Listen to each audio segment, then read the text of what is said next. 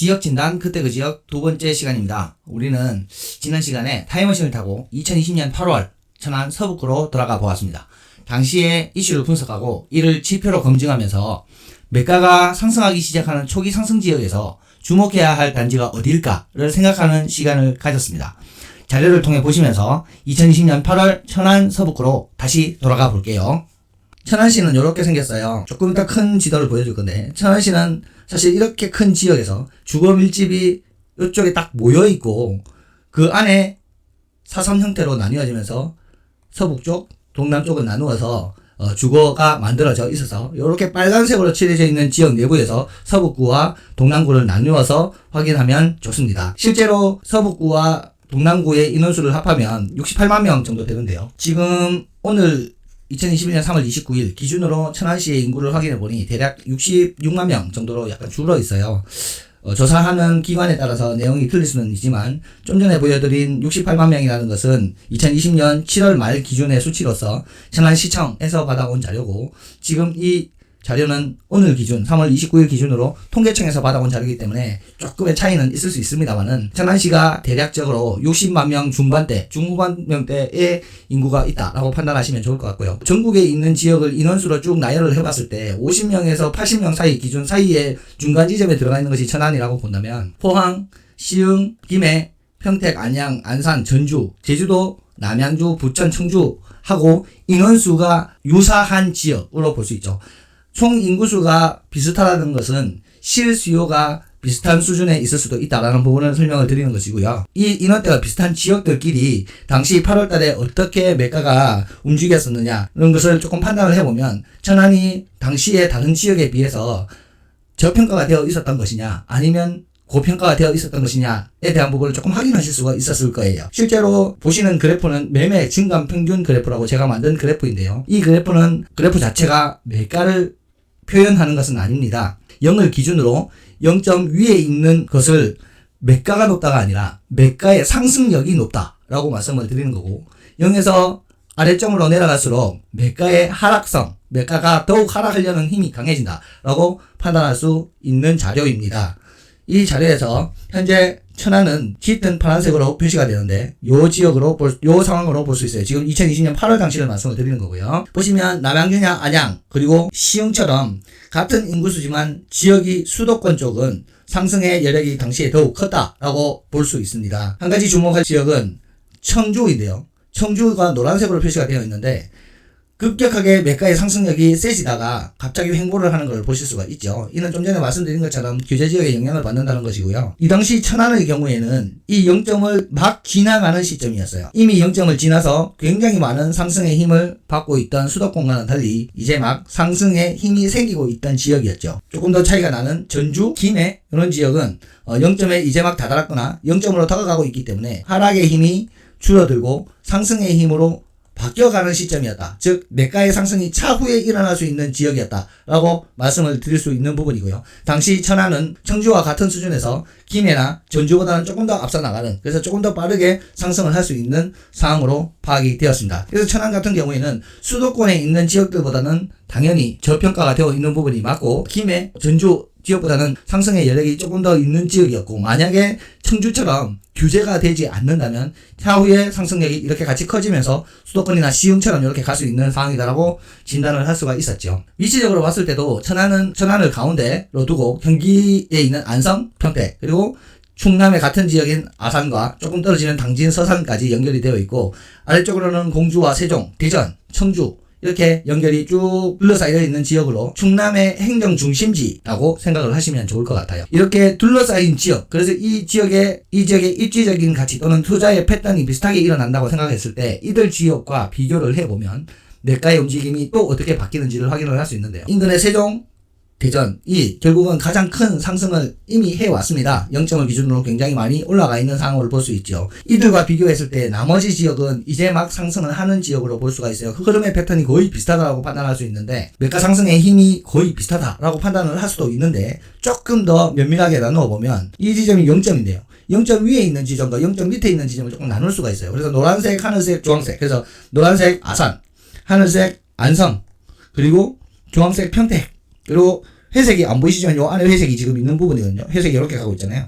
회색 천안까지도 이제 막 0점을 지난, 즉 매가의 상승력이 생기기 시작한 상승 초기에 있는 지역이었다.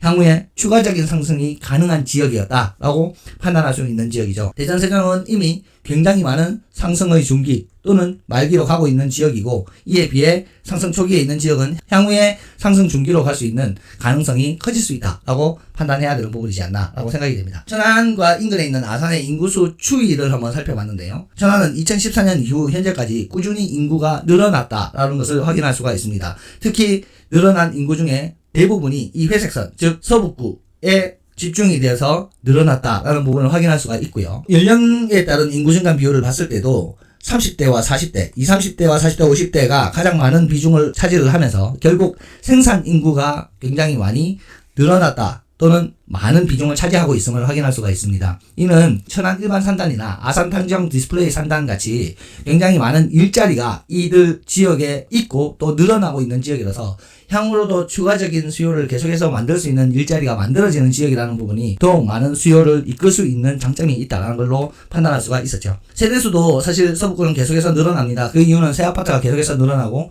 그 새 아파트가 늘어나는 부분에 새로운 수요들이 차기 시작하기 때문에 계속해서 늘어났다라고 판단하면 될 것 같고요. 2018년도부터 2020년까지 약 한 2년간 과연 그러면 천안으로는 사람들이 어디에서 넘어왔고 또 어디로 나갔느냐 하는 부분을 조금 파악을 해보면 결국 천안은 아산에서 가장 많은 수요가 넘어왔다라는 걸 확인하실 수가 있어요. 약 한 6,000명 정도가 넘어왔는데, 결국 이렇게 아산과 천안이 있다면 인근 지역이잖아요. 이 접경 지역에 결국 좀 전에 말씀드린 이 아산 탕장이라든가 수요가 굉장히 많이 생기는데, 결국 아산에서 살고 있던 이들 수요가 경제력이 받쳐주는 순간 넘어온다라고 판단할 수 있는 부분이죠. 그래서 아산에서 가장 많이 넘어왔고, 오히려 나간 곳, 순이동 감소 지역, 즉 천안에서 다른 지역으로 넘어간 지역은 평택이나 화성처럼 경기권에 있다는 것을 확인할 수가 있고, 이들을 합쳐도 6,000명이 되지 않는다라는 부분, 즉 감소가 일어나는 것은 당연히 직장의 움직임이나 또는 수도권으로의 움직임 때문에 인구가 유출될 수는 있으나 지금 현재 인구 유출보다 인구 유입이 더 많기 때문에 지속적으로 인구가 늘어나고 있는 곳이 천안이다 하는 부분을 확인하실 수 있습니다. 이제 수요가 그렇다면 이제는 공급에 대해서 조금 알아봐야 될 부분인데요. 결국 천안은 동남구와 서북구를 나누고 인근에 아산이 있다고 했죠. 그래서 결국 이 아산에서 천안으로 넘어오는 인구가 지금 많다라고 했는데, 아산에 입주가 많다면 차후에 서북구로 있던 서북구 또는 동남구로 넘어왔던 아산 인구가 다시 아산으로 회귀할 가능성도 사실 없는 것은 아닙니다. 그래서 한번 살펴보니 2022년에 천안과 아산시를 합한 입주량이 평균 수요보다 더 많다라는 것. 그래서 순간적으로 공급 과잉이 일어날 수 있다라는 부분을 확인시켜주고 있습니다. 따라서 이 공급 과잉이 차후에 투자에 또는 실수요에 있어서 주의해야 될 사항이 될 수는 있으나, 지금 당장 2021년 또는 2020년 말부터 결국 공급이 줄어들고 있었고 공급이 없던 시점이라면 약 2년 후 지금 이 상태에서 매수를 하고 세팅을 하게 될 경우 적어도 2년에서 4년은 결국 보유를 하게 되시잖아요. 결국 세팅하는 시점과 매도하는 시점에 공급이 얼마나 있느냐 하는 부분이 결국 제일 중요한 부분일 텐데, 세팅과 매도하는 시점에 공급이 작기 때문에 그 영향이 크지 않다라고 확인을 할 수도 있는 부분이었죠. 천안에서 유출이 많이 일어나고 있는 평택과 화성을 합쳐서 확인을 해보면 2021년과 2022년 동안 계속해서 공급 과잉이 일어나고 있음은 확인할 수 있으나 이들이 지금 현재 세팅에 있어서 영향을 주고 있지 않다라는 부분을 확인할 수 있었고요. 왜냐하면 평택도 매가가 상승하고 화성도 매가가 상승하고 천안도 매가가 상승하는 걸 지금 눈으로 보고 있기 때문이지요. 사실 8월달 당시에도 그 부분을 확인할 수가 있었어요. 중요한 건 이렇게 세팅을 하고 났을 때 2023년 이후, 즉 2년 세팅 이후에는 천안 아산뿐만 아니라 인근에 있는 평택 화성을 합치더라도 다 같이 공급이 줄어든다라는 부분 자체는 향후에 수요 공급만으로 봤을 때 수요는 더 늘어날 가능성이 있고 공급은 줄어드는 부분을 확인할 수 있기 때문에 향후에 매가 상승이 일어날 수 있다라고 판단할 수 있는 근거가 될 수 있었습니다. 마찬가지 미분양도 천안의 경우에는 과거에 굉장히 많이 적체가 되어 있었고 2018년도에도 약 5,000세대 가까이가 미분양으로 유지되고 있었어요. 그런데 공급이 점차 줄어드는 걸 확인한 상 이렇게 많은 과다 공급이 결국 미분양을 만들어냈는데, 이 미분양들이 공급이 줄어들면서 미분양이 소진되기 시작하고 점차 가격이 상승하는 걸 보면서 또는 가격이 안정하는 걸 보면서 미분양도 함께 소진이 되다가 최근에는 상승세까지 이어지면서 미분양조차도 거의 없는 수준. 그래서 준공후 악성 미분양 약간 남겨두고 거의 미분양이 없는 상태로까지 미분양이 줄어들었다. 미분양이 많았는데 미분양이 줄어들었다는 것은 새 아파트로의 투자 또는 실거주가 더 많이 들어왔다는 것이고, 이는 상승을 하고 있다 또는 상승의 초기장이다 라는 것을 확인할 수 있게 하는 또 하나의 자료가 되죠. 이런 부분을 확인을 했을 때도 2020년 8월 당시 천안 서부권은 굉장히 투자 또는 실수요로 좋은 지역이었다라고 판단할 수 있습니다. 실제로 매매 가격 지수를 보면 이제 100을 앞두고 있는 상황에서 쭉 하락을 했어요. 천안시도 동남구, 서북구, 아산시가 전부 다 하락을 했는데 그 가장 큰 원인이 결국은 공급이었죠. 이 공급이 어느 정도 마무리가 되는 2019년도부터는 보합권을 유지를 하다가 서북구를 기준으로 매가가 상승이 또는 회복이라고 이야기하는 게 더 맞겠죠. 회복이 이루어지고 있었고, 그에 따른 거래량이 우상향하면서 거래량이 이를 받쳐주고 있었기 때문에 매가가 회복하는 시점에서 거래량이 터지고 있다는 말은 향후에 이 거래는 추가적으로 상승하는 힘의 원동력이 될 수도 있다고 봤던 부분이고, 점차적으로 거래량이 상승하고 있다는 부분을 확인을 했을 때 거래량 측면에서 봤을 때도 향후에 매가 지수가 매매 가격이 상승할 가능성이 굉장히 높다라고 판단할 수 있는 사항이었습니다. 전세 가격 지수를 봤을 때도 이 전세 가격 지수라는 것은 어찌 보면 실수요 지수라고 볼 수도 있어요. 사실 결국 매매는 실수요와 가수요, 즉 그 집에서 살고자 하는 사람과 그 집을 투자하고자 하는 사람들이 모여서 결국은 매매 가격을 만드는데, 이 전세 같은 경우는 실제로 살고자 하는 사람들이기 때문에 이 전세 가격 지수가 얼마나 많이 상승을 하느냐 하는 부분은 천안에 실수요가 얼마나 많이 있느냐 하는 부분 확인할 수 있게끔 하는 또 다른 지표가 되는데요. 마찬가지 매매와 마찬가지로 공급이 많을 때는 줄어들다가 이 공급이 멈춰지는 시점에서 점차 회복을 하고 있는 시점이다 라고 확인을 하면 좋을 것 같고요. 전세가율은 이 계산을 하는 수식 자체가 매매가 분의 전세가, 즉 매매가를 기준으로 했을 때 전세가가 얼마나 높은가를 나타내는 수치이잖아요. 그래서 전세가율이 올라간다는 말은 매매보다 전세가 더 많이 상승한다는 뜻이고, 전세가율이 떨어진다는 말은 전세가가 떨어질 수도 있고 매매가가 더 많이 올라갈 수도 있는 상황이에요.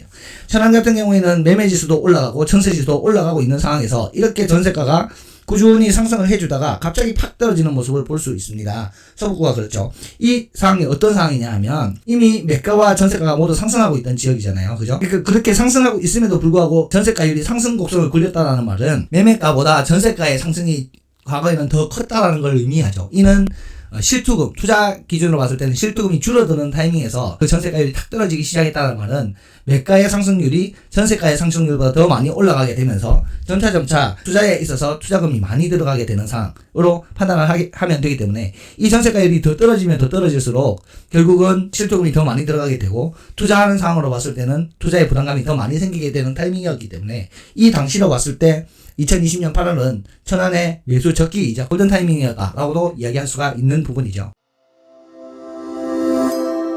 이번 자료 도움이 되셨다면 구독과 좋아요, 알림 설정을 부탁드립니다.